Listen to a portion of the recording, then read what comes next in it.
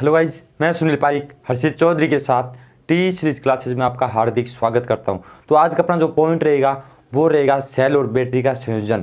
यानी कि सेल और बैटरी का जो संयोजन अपना हुआ था, मैंने आपको बताया भी था कि सेल और बैटरी का संयोजन 3 प्रकार से होता है। कौन कौन सा?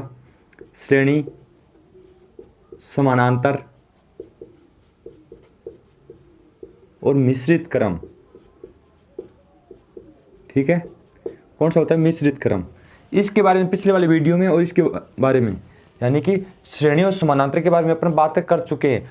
इस वीडियो में जो बात करने वाले हैं वो अपना मिश्रित क्रम संयोजन, यानी कि जिसके अंदर मिक्सर रूप से क्या हो, दोनों जुड़े हुए हो, दोनों क्या हो, जुड़े हुए हो। मान लीजिए अपने इस वीडियो में जो बात करने वाले हैं वो अपना मिश्रित क्रम संयोजन। तो श्रेणी के अंदर अपने श्रेणी क्रम कनेक्शन अपन ने क्यों किया था? क्योंकि अपने को क्या चाहिए था? ज़्यादा वोल्टेज चाहिए थी, वोल्टेज ज़्यादा और करंट बराबर। ठीक है, वोल्टेज क्या चाहिए थी अपने को? ज़्यादा, वोल्टेज ज़्यादा। ठीक है, और अपना जो ये समानांतर क्रम जो कनेक्शन था, यानी समानांतर क्रम जो कनेक्शन था, समानांतर, वो क्यों किया था अपन ने? क्योंकि अपने करंट का मान क्या चाहिए था? ज़्यादा। तो मैंने आपको बताया भी था इसके अंदर करंट बढ़ जाती है, करंट का मान ज़्यादा। सीरीज के अंदर वोल्टेज का मान बढ़ जाता है और समानांतर के अंदर करंट का मान बढ़ जाता है। और मैं इन दोनों को मिला दूं तो यहाँ पे करंट भी बढ़ जाती है और वोल्टेज भी बढ़ जाती है। यानी कि दोनों चीज़ें अगर आपको बढ़ानी है तो अपने कौन सा कनेक्शन करना पड़ेगा? मिश्रित क्रम कनेक्शन करना पड़ेगा। तो अपन बात करते हैं मिश्रित क्रम कनेक्शन के बारे में, यानी किस प्रकार का होता है, अपन कैसे पता करें। ये लीजिए डायग्राम, ये मान लीजिए मेरे पास एक बैटरी और ये मान लीजिए एक बैटरी। ठीक है, वैसे मैंने नीचे भी लगा दिए प्रकार, इनको मैंने जोड़ दिया इस प्रकार। ठीक है, और यहाँ पे मैंने क्या लगा दिया? लोड।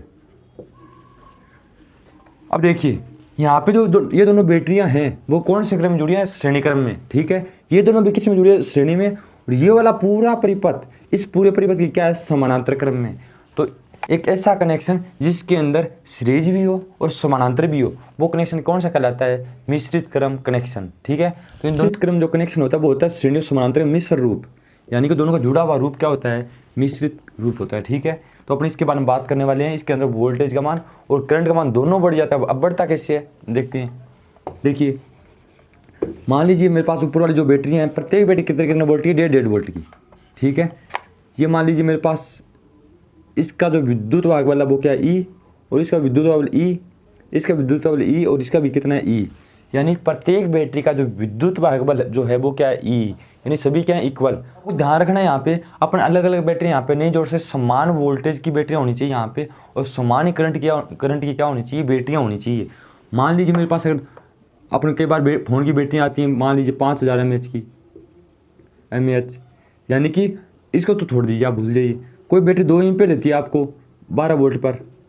तो इस प्रकार अगर आपको कोई कनेक्शन करना है समानांतर में, ठीक है, तो इस 12 वोल्ट की बैटरी के साथ 12 वोल्ट की ही बैटरी जोड़नी है, और 2 एम्पीयर अगर है तो 2 एम्पीयर ही जोड़नी है आपको। ठीक है, क्योंकि अपन अलग अलग नहीं जोड़ सकते, इनको अलग अलग नहीं होनी चाहिए। मान लीजिए 12 वोल्ट की बैटरी के साथ अगर आपने 14 वोल्ट की बैटरी जोड़ दी तो वो कनेक्शन आपका क्या हो सकता है? खराब हो सकता है या गलत हो सकता है। ये बैटरी आपकी कम वाली बैटरी बराबर वोल्टेज रह जाएगी। उसके बारे में अपन बाद में बात करें, क्योंकि ये इंपॉर्टेंट पॉइंट है आपके लिए।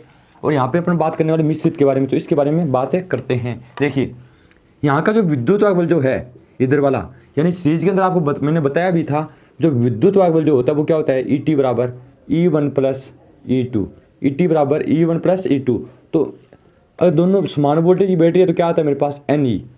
तो यहाँ पे जो विद्युत वाहक बल जो होगा वो क्या होगा?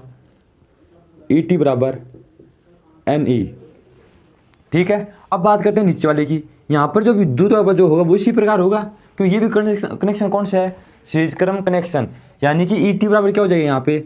ई टी बराबर N इंटू ई। ठीक है, और यहाँ पे अगर मैं प्रतिरोध की बात करूँ, इंटरनल जो प्रतिरोध होता है उसकी अगर मैं बात करूँ तो इसका क्या होगा? R, इसका भी क्या होगा? R, इसका भी क्या होगा? R होगा, और इसका भी क्या होगा? R। यानी सभी का, मान लीजिए मेरे पास 1.5 वोल्ट की सारी बैटरियाँ हैं तो सभी का जो आंतरिक प्रतिरोध जो होगा वो क्या होगा? बराबर होगा। यानी कि इसका अगर 5 ओम है, इसका भी कितना होगा? 5 ओम ही होगा। तो यहाँ पर अगर मैं प्रतिरोध की बात करूँ तो आर टी बराबर क्या आएगा? स्मॉल आर टी बराबर R1 प्लस R2। ठीक है, तो यहाँ पे यहाँ पे अगर मैं प्रतिरोध की बात करूँ, यहाँ पे बराबर है, तो मैं यहाँ पे क्या लिख सकता हूँ, N इंटू आर, ठीक है। और यहाँ पर भी क्या लिख सकता हूँ मैं, आर टी बराबर N इंटू आर। ये हो गया अपने पास। अब बात करते हैं अपन किसकी, देखिए यहाँ पे ये हो गया, यहाँ पे ये हो गया। और जो लोड प्रतिरोध है यानी कैपिटल आर, वो तो क्या रहेगा, सभी में फिक्स रहेगा, चेंज नहीं होगा। क्योंकि प्रतिरोध आपका यहाँ पे जो लोड लगाया गया है उसका प्रतिरोध चेंज नहीं होता। वो अपने मान लीजिए 100 वाट बल्ब लगा दिए, 100 वाट का ही बल्ब रहेगा। ऐसा है कि नहीं, ऐसा नहीं है कि वहाँ पे वो बल्ब बार बार क्या होगा, चेंज होगा। अपने एक बार जो लोड लगा दिया उसी लोड के ऊपर अपन निकालते हैं, ठीक है। तो यहाँ पे प्रतिरोध क्या रहेगा, फिक्स रहेगा, चेंज नहीं होगा। अब बात करते हैं, मेरे पास एक तो शाखा होगी, ये वाली पूरी शाखा एक, और ये वाली शाखा क्या होगी, एक मेरे पास पूरी। और मेरे पास यहाँ पे शाखाएं कितनी होगी, 2 होगी। यहाँ पर और भी होती तो भी कोई दिक्कत वाली बात नहीं थी। मैं समझाने के लिए आपको यहाँ पे शाखाएं कितनी ले रहा हूँ, 2 ले रहा हूँ। तो मान लीजिए मेरे पास 2 शाखाएं हैं, तो मैं सबसे पहले यहाँ पे अगर वोल्टेज की बात करूँ, मैंने आपको बताया भी था कि मेरे पास जो EMF होता है वो समानांतर में, EMF होता है वो क्या रहता है, समानांतर में बराबर रहता है। तो यहाँ पे अगर मेरे पास E था, यहाँ पर E था, तो मुझे यहाँ पे क्या मिला था, E मिला था। यहाँ पे जब NE विद्युत वाहक बल है, यहाँ पर भी क्या NE, तो यहाँ पे मेरे को क्या मिलेगा, NE विद्युत वाहक बल। यानी समानांतर में वोल्टेज क्या नहीं होती, चेंज नहीं होती, बराबर रहती है, ठीक है। तो यहाँ पे अगर ET की बात की जाए, कुल ET, तो मेरे पास क्या हो जाएगा, NE, ठीक है। ये वाली बात तो श्रेणी की थी, और ये बात जो चल रही वो है मिश्रित क्रम की, ठीक है। अब बात करता हूँ मैं प्रतिरोध की। यहाँ पे RT प्रतिरोध है, यहाँ पर RT प्रतिरोध है। तो अपने अगर समानांतर में जब प्रतिरोध जोड़े जाते हैं, यानी कि इसी कनेक्शन के अंदर बात कर लेता हूँ, यहाँ पे R था, यहाँ पे R था, तो अपना जो टोटल प्रतिरोध आया था वो कैसे आया था, 1/R बराबर 1/RT।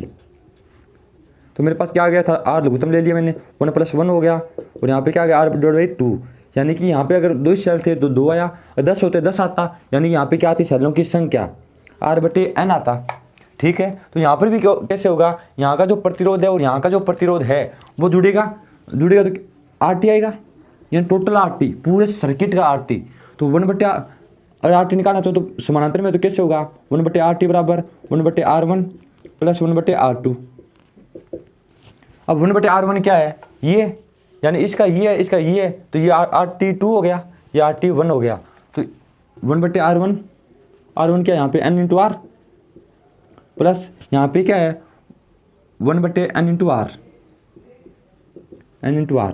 तो ये क्या आ गया मेरे पास, टोटल RT आ गया। तो यहाँ पे मैं लघुत्तम लूँगा तो इसी प्रकार हो जाएगा मेरा, यानी कि N × R/2। अब दो क्यों आया, तो मैंने आपको यहाँ पर भी बताया, 2 मेरे पास जब 2 शाखाएं थी, 2 सेल थे समानांतर में, जब 2 आया था, और मेरे पास 10 होते 10 आता। यहाँ पर भी 2 शाखाएं थी, एक ये शाखा एक ये, तब यहाँ पे क्या आया, मेरे पास 2 आया।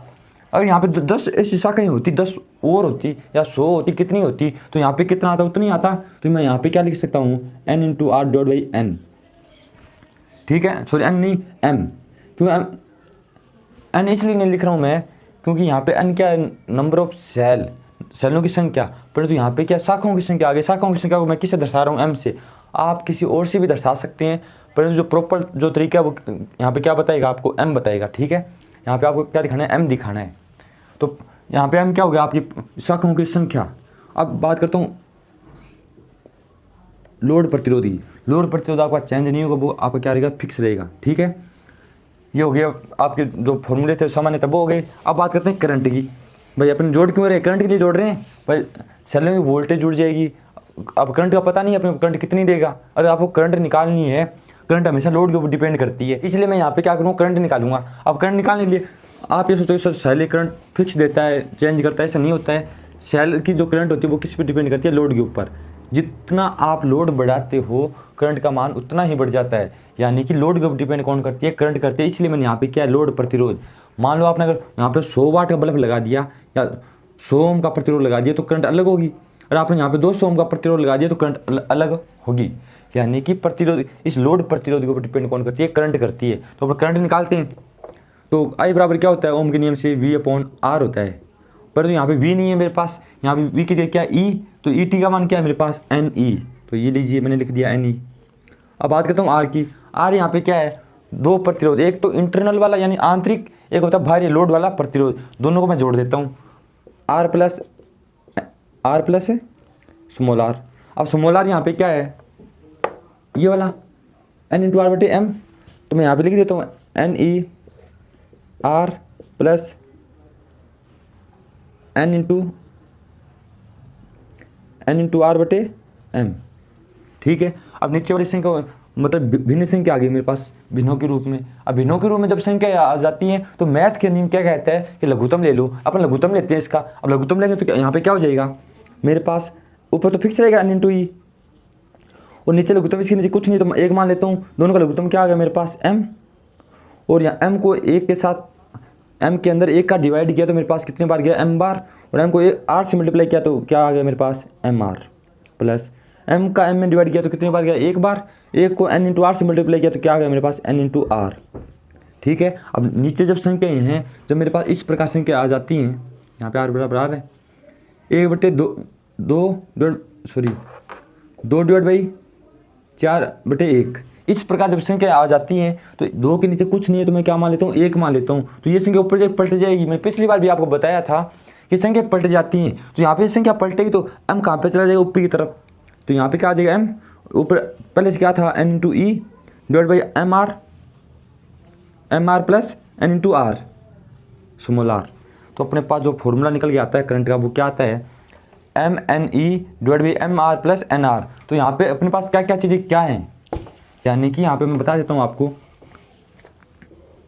ये तो फॉर्मूला हो गया अपना, ये वाला जो फॉर्मूला ये मेन है, और यहाँ पे जो E है वो क्या, विद्युत वाहक बल किसका, सेल का, प्रति सेल का विद्युत वाहक बल प्रति सेल। मान लीजिए 1.5 वोल्ट अगर प्रति सेल विद्युत वाहक बल है तो वो कितना है, प्रति सेल विद्युत वाहक बल है। ठीक है, और N यहाँ पे क्या है, नंबर ऑफ सेल, सेलों की संख्या।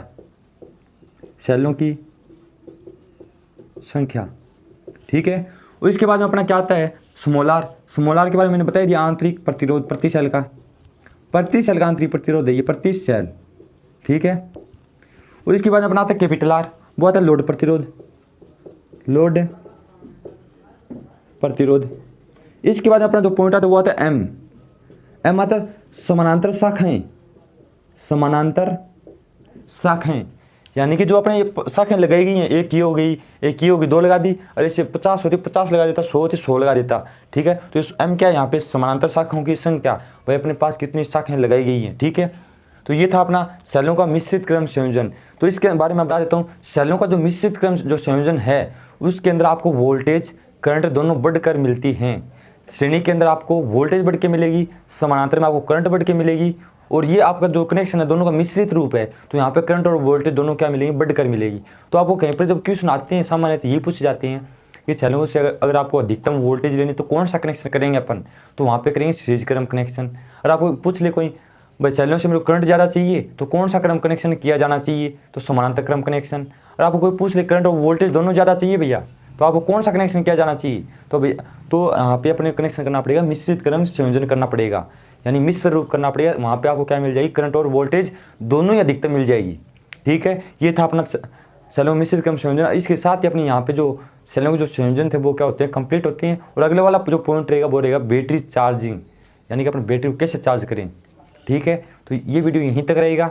मैं आशा करता हूँ ये वीडियो आपको पसंद आया होगा। ये वीडियो पसंद आया तो इस वीडियो लाइक कीजिए, शेयर कीजिए और हमारे चैनल को सब्सक्राइब कीजिए। Thank you guys.